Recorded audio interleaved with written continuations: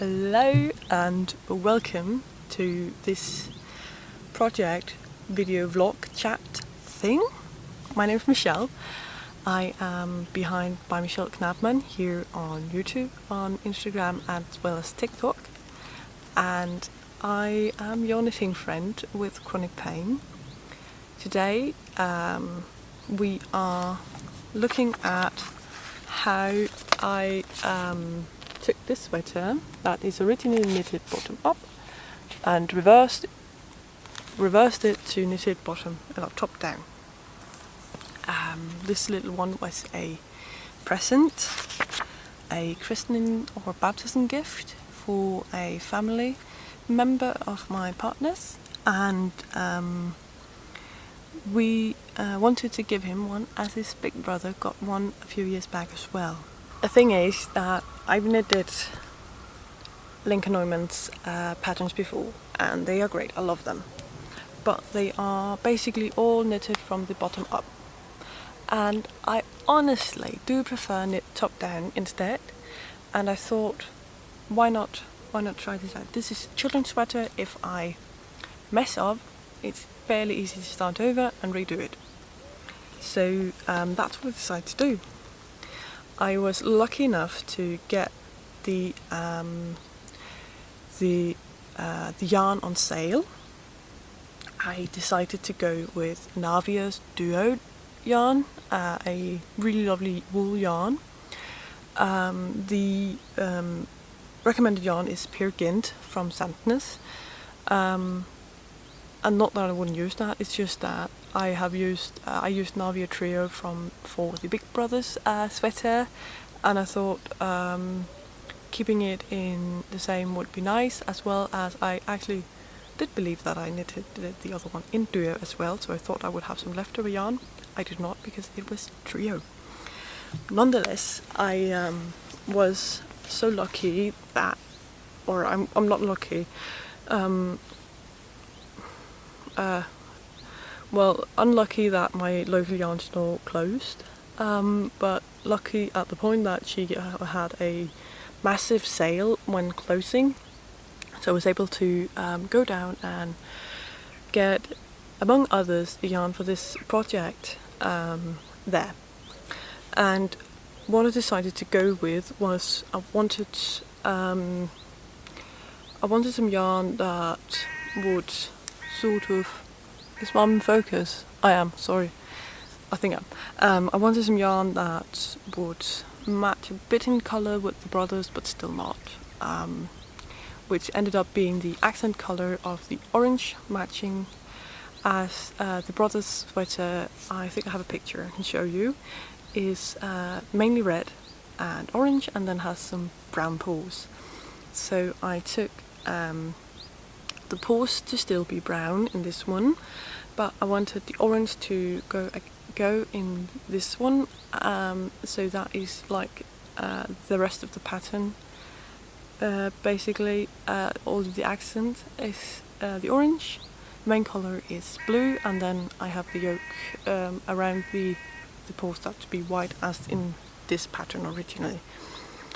I can just quickly go through the colour and their colourway numbers and names. So in no particular order. The white is number 21, the orange is 237, the blue is 239, and the dark brown for the paws is 26. I used 2.5 skein more or less for the blue, and under half a skein, if even less, of the rest of the colours, meaning that pretty easily I would be able to get a sweater more out of this, because I'm pretty sure I bought 5 of the blue as well. You know, better safe than sorry, especially when the yarn store was closing. When that is said, I managed to get 4 different dye lots of the blue. Actually, I used 2 different dye lots, and I did my best to, they did not match at all. I just did my best to camouflage it as it was meant on purpose. But nonetheless, it's a child, and I'm sure I'm hoping he's going to be happy with it anyways. So yeah, the sweater is knitted on size 3 and 3.5mm needles, and I decided to knit a size 4 years as I wanted for him to be able to fit it for quite a while, as well as I don't know how quick he grows. He's just under a year, but I know some children grow quickly and some don't, and I just knew that no matter what, if it at least was just too big, that would give him time to grow into it. So that was what I did. I'm gonna do now a part. This part is gonna be just around the calculations to do.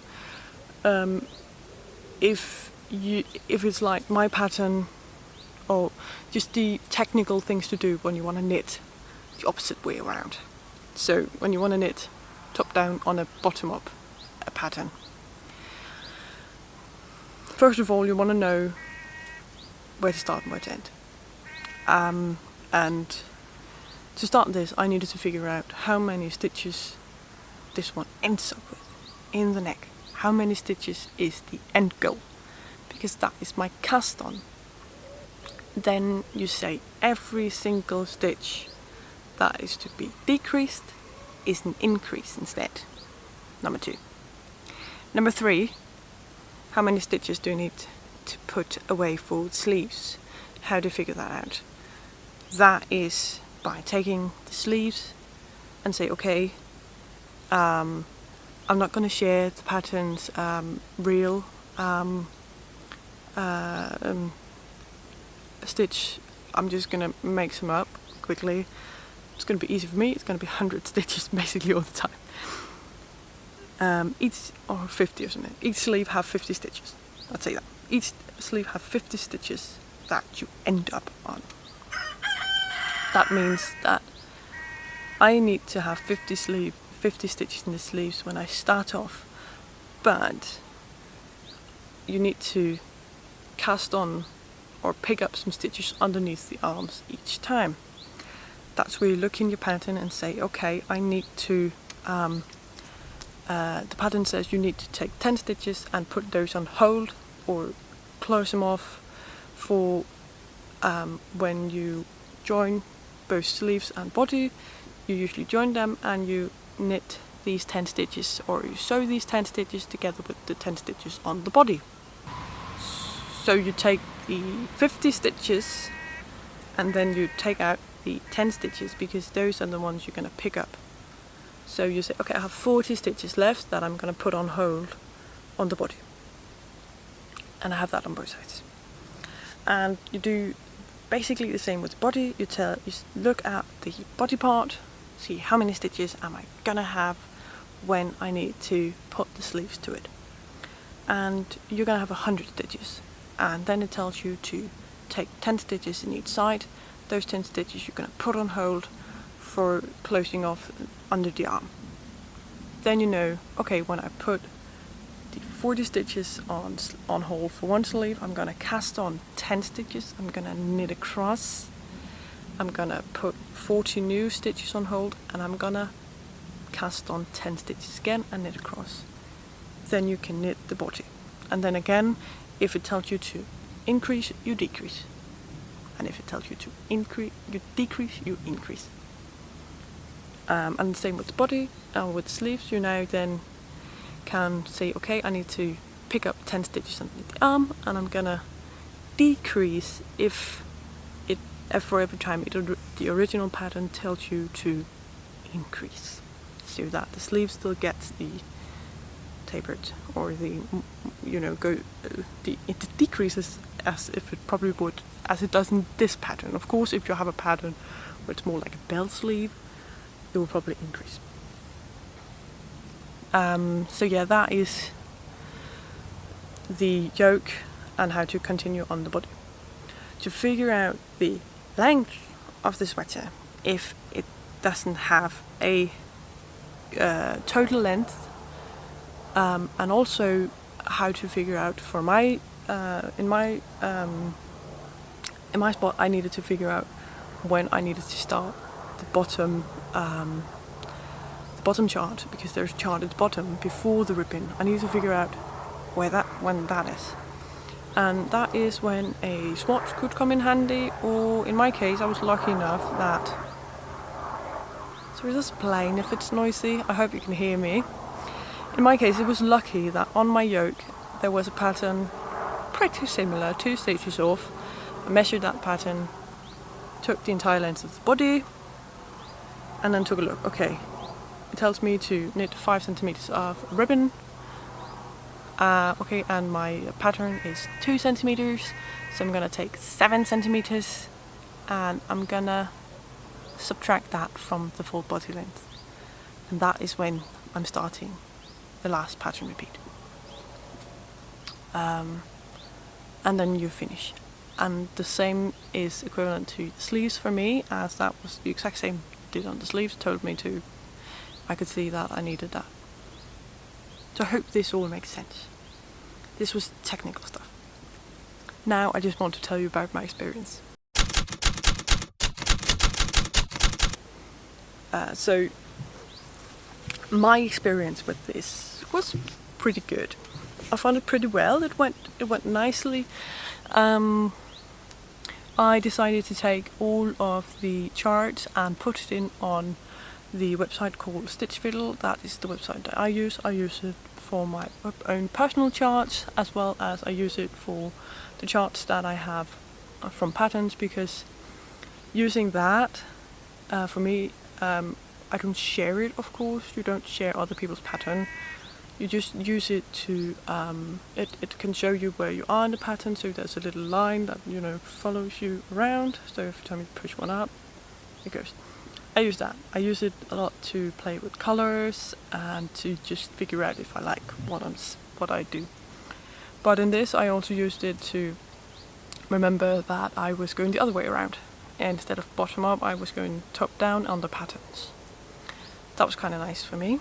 And I used it to remember using the right colors, because that has been a mistake for me earlier when I did the last one. I otherwise did quite nicely. I got it casted on. I started on the yoke, and at some point between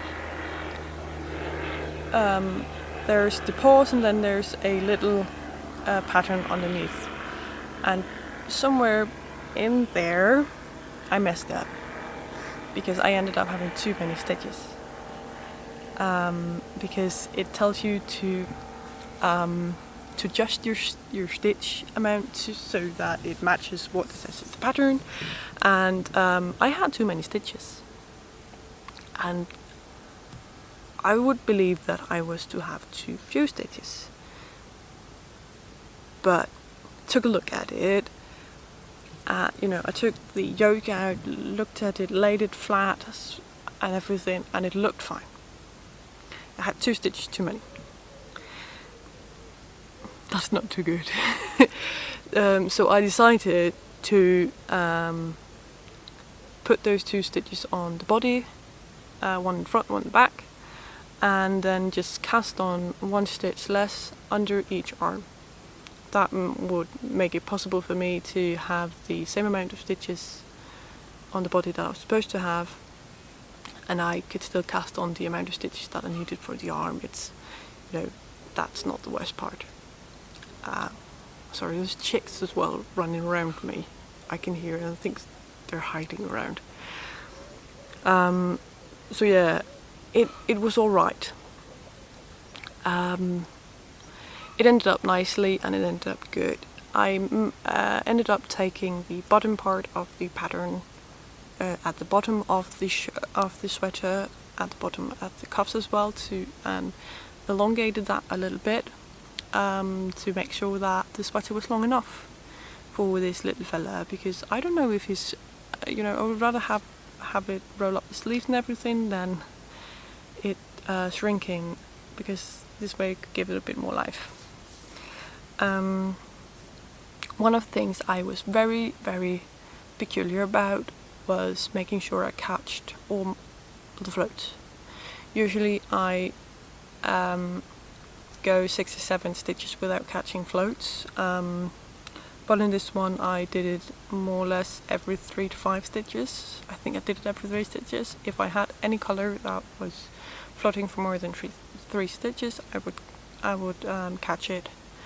And I did that because of those little fingers of those little kids. I don't want them to be caught on it, and I just thought that would just be easier to do that then. The brown could be somewhat easily seen between the white sometimes if you stretch it, but it's alright. And I'm really glad I did that. I did that on the previous as well, and I think it's a nice thing to do, that there's not anything really to be caught on. So that was something I'm really glad that I did. I really wanted to show it to you, but I did block it 2 days before we needed to go and give it, and I was still drying on the way in the car. So I sat in the car with the aircon and had the sweater sleeve up against it. Well, I have a picture. I'm really happy with it, but as you might see, I think did I say it in the beginning? I don't know, I already forgot, but I messed up in the colors. As I said, my local yarn store closed, and I did get a really good offer on the yarn, but I did absolutely not take a look at the dye lots, and I got 4 different ones. So I have 2 left, and I have used 2 different dye lots for this. So I know I said it, but it's just a PSA for you to remember to check your dye lots. But all in all, I'm actually really happy with how it ended up and how it looks now. And I think that the sweater turned out really cute. I know I am going to make one more because I have a sweet friend of mine who was like, oh, could you please make one for my son as well? When she saw me knitting on it, she thought it was so cute. And I do, as I said, have colours left, so I think I should be able to make one. So that's really super. And otherwise, I think it's really a great piece of thing, and I think it's a different gift to give.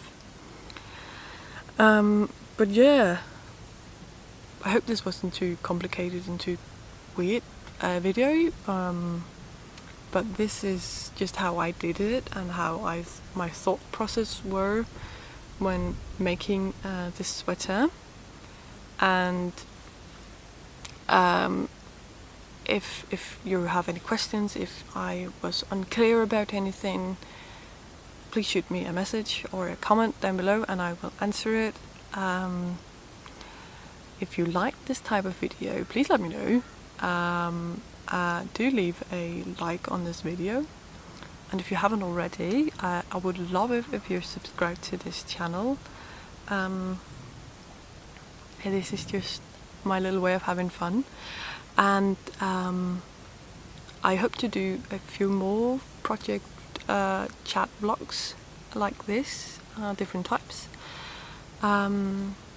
So I would love to know if you would like that, and otherwise I do once in a while do a regular styled podcast, though it's been a little while. I am gearing up to make one soon as well. And in the end, I just want to say thank you so much for watching this, and I hope you liked it, and I see you soon. Bye!